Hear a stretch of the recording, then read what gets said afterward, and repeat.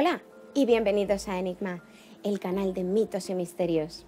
En nuestro repaso por algunos de los casos de encuentros ovni y eventos de abducción más importantes de los que se tiene constancia, consideramos que no está de más conocerlos desde los más clásicos a los más novedosos para poder comparar desde un punto de vista crítico y, llegado el caso, sacar conclusiones.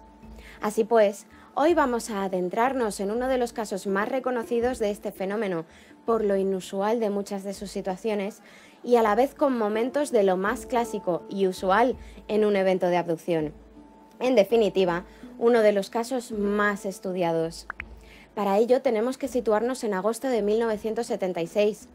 Y aquí encontramos a nuestros protagonistas, que son 4 chicos, Jake y Jim, que son hermanos gemelos, Charlie y Chuck, estudiantes del Colegio de Artes de Massachusetts, en los Estados Unidos.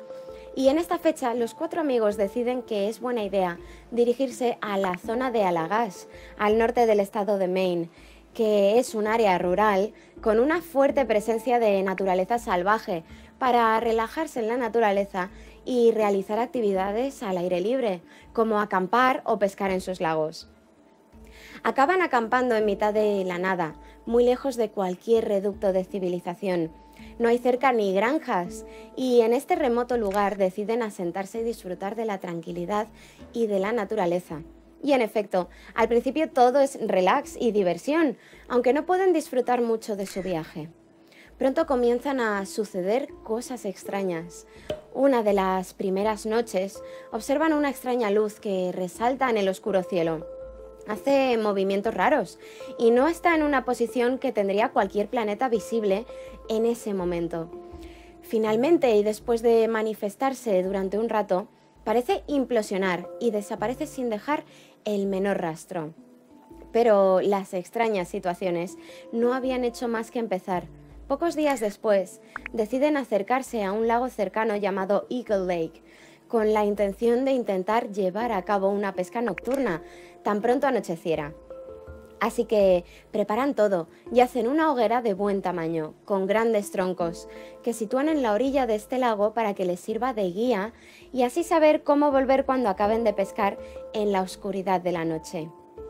Cuando finalmente se pone el sol, todos se apresuran a remar con su barca en el lago para aprovechar la noche de pesca. Todo está absolutamente tranquilo. No se oyen más que los característicos sonidos del campo en una noche de verano.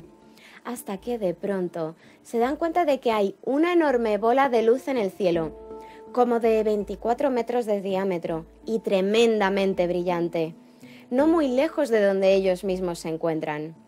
Uno de los chicos decide entonces enfocarla con su linterna y la luz reacciona acercándose y dejando caer un rayo de luz sobre la barca de los chicos, que inmediatamente entran en pánico e instintivamente tratan de remar ferozmente en dirección a la orilla. Todos menos Charlie, que parece haberse quedado ensimismado, paralizado, sin poder apartar la vista de esa extraña luz. Y ya está. Lo siguiente que recuerdan es estar de pronto de pie en la orilla, al lado de la fogata que ya había consumido toda la madera casi por completo, y viendo alejarse a la esfera de luz en el cielo. Pero, ¿qué había pasado? ¿Cómo habían llegado hasta allí? ¿Y cuánto tiempo había pasado? Desde luego, tendrían que haber sido varias horas a juzgar por el tiempo que hubiera tardado la fogata en consumirse, pero ¿por qué no tenía ningún recuerdo de esas horas? Sorprendentemente, aunque no es una reacción atípica en los casos de abducción, los chicos no deciden hacer nada, ni siquiera lo comentan entre ellos apenas. Simplemente están confundidos y tremendamente cansados, por lo que se dirigen a sus tiendas a dormir. Ninguno pareció volverse a interesar por este suceso hasta que pasaron 12 años, momento en el que uno de ellos, Jim, comienza a tener unas horribles pesadillas sobre lo que pasó en aquellas horas, que ninguno recuerda. Y en estos sueños, él está siendo examinado por unas perturbadoras criaturas, mientras sus amigos esperan sentados en un banco sin poder moverse.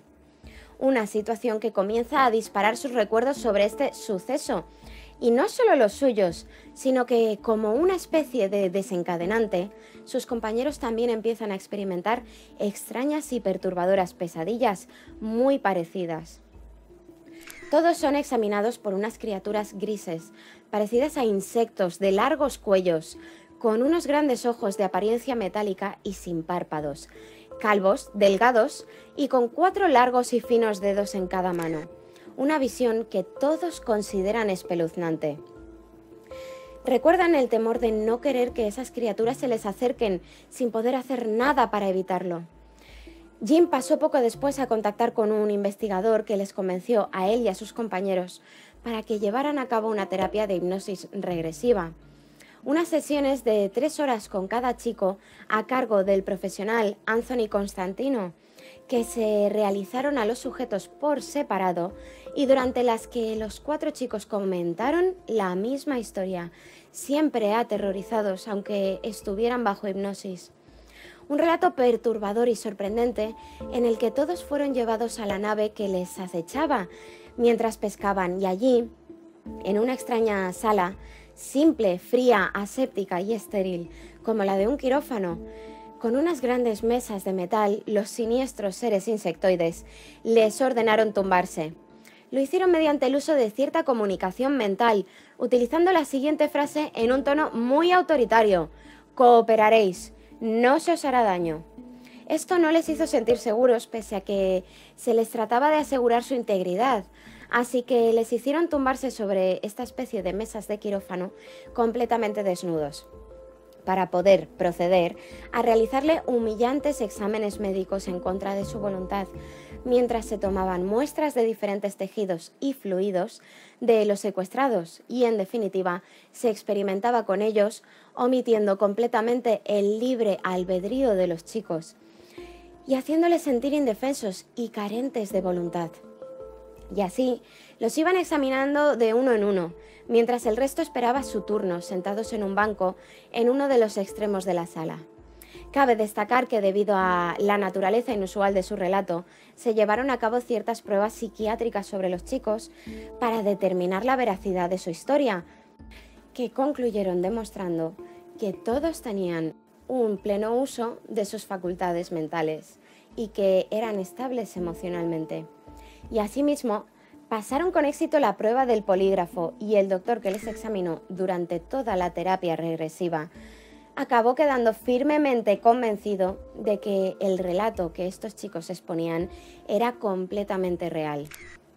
Otro dato interesante es que el hecho de que estos chicos fueran artistas contribuyó a un mejor entendimiento de sus asombrosas alegaciones, debido a que eran capaces de acompañar su historia con ilustraciones muy gráficas de lo que recordaban que les había sucedido.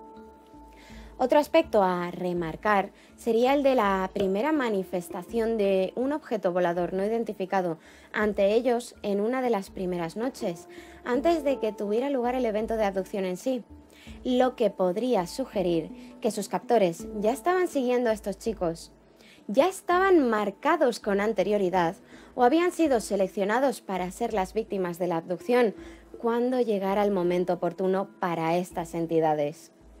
Y por otro lado, cabe preguntarse por qué existen tantos y tantos relatos de casos de abducción en los que las víctimas que guardan recuerdos sobre estas situaciones manifiestan haber sido sometidas a severos exámenes médicos de carácter invasivo, siempre en contra de su voluntad y haciéndoles sentir extremadamente humillados y derrotados. De ser cierto todo esto, las incógnitas serían muy serias. ¿Qué se está haciendo veladamente con la humanidad, con unas prácticas que se vendrían llevando a cabo desde hace mucho tiempo? ¿Para qué necesitarían estos y otros seres recolectar tantas y tantas muestras de los cuerpos de sus víctimas? ¿Por qué en ningún momento se ha pedido el consentimiento de las víctimas en situaciones de este tipo? ¿Qué tipo de control mental se ejerció sobre ellos para que dejaran que experimentaran con ellos pese a no querer? ¿Y cuál sería el objeto final de todo esto? Son unas preguntas muy inquietantes, ya que este caso, como tantos otros similares, resulta cuanto menos inquietante y también es raro, pero cosas más raras se han visto. ¡Hasta pronto!